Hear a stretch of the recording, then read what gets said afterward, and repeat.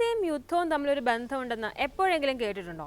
അങ്ങ് വാഷിംഗ്ടണിലെ പെന്റഗൺ പരിസരത്തെ പിസ്സ ഷോപ്പുകളിൽ ഓർഡറുകളുടെ തള്ളിക്കയറ്റം ഉണ്ടായാൽ അത് ലോകത്ത് വലുതെന്തോ സംഭവിക്കാൻ പോകുന്നുവെന്ന മുന്നറിയിപ്പാകുമോ?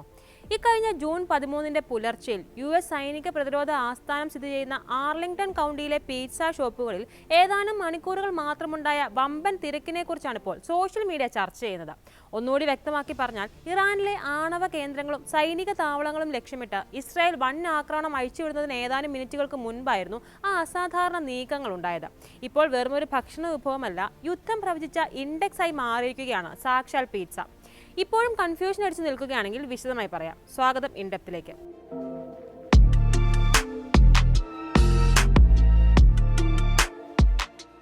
ജൂൺ 12 രാത്രി അമേരിക്കൻ സമയം 7 മണിയോടെയാണ് സംഭവം. വിർജീനിയ ആർലിംഗ്ടണിലെ തന്ത്രപ്രധാന കേന്ദ്രമായ പെന്റഗണിന് സമീപമുള്ള we the pizza, Domino's, district pizza palace, extreme pizza, Freddie's beach bar തുടങ്ങിയ റെസ്റ്റോറന്റുകളിലെല്ലാം പെട്ടെന്ന് ഓർഡറുകൾ പ്രവഹിക്കുന്നു. ഷോപ്പുകൾ അടയ്ക്കാൻ നിൽക്കുന്ന നേരത്തായിരുന്നു ഒന്നിനു പിറകെ ഒന്നായി തുരുതുര പിസ്സ ഓർഡറുകൾ.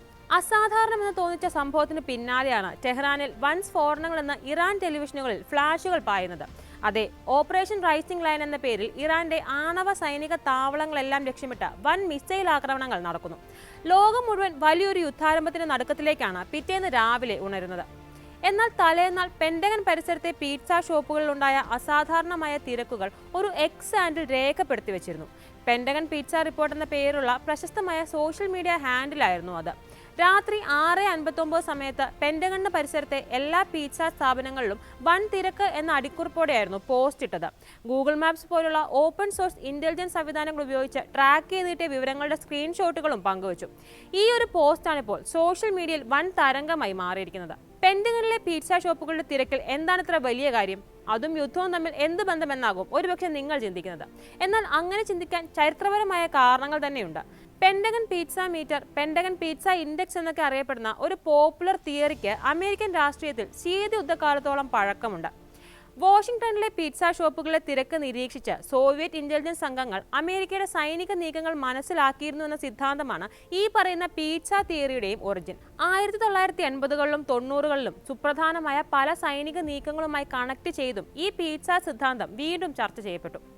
1990 ഓഗസ്റ്റ് 1 സദ്ദാം ഹുസൈൻ കുവൈറ്റിന് നേരെ സൈനിക ഓപ്പറേഷൻ ആരംഭിക്കുമ്പോൾ പെന്റഗണിൽ പിസ്സ ഷോപ്പുകളിൽ വൻ തിരക്ക് അനുഭവപ്പെട്ടിരുന്നത്രേ. ആ രാത്രി മാത്രം CIA 21 പിസ്സ പീസുകൾ ഓർഡർ ചെയ്തെന്നാണ് ദി എക്കണോമിസ്റ്റിന്റെ ഡേറ്റ ജേർണലിസം തലവൻ അലക്സ് എൽബി ബൂത്രോയിഡ് പറയുന്നത്. 1991 കുവൈറ്റിനെ ഇറാഖിൽ നിന്ന് മോചിപ്പിക്കാനായി ഓപ്പറേഷൻ ഡെസേർട്ട് സ്റ്റോം പ്രഖ്യാപിച്ച് അമേരിക്ക യുദ്ധത്തിനിറങ്ങിയപ്പോഴും അതുതന്നെയായിരുന്നു സ്ഥിതി.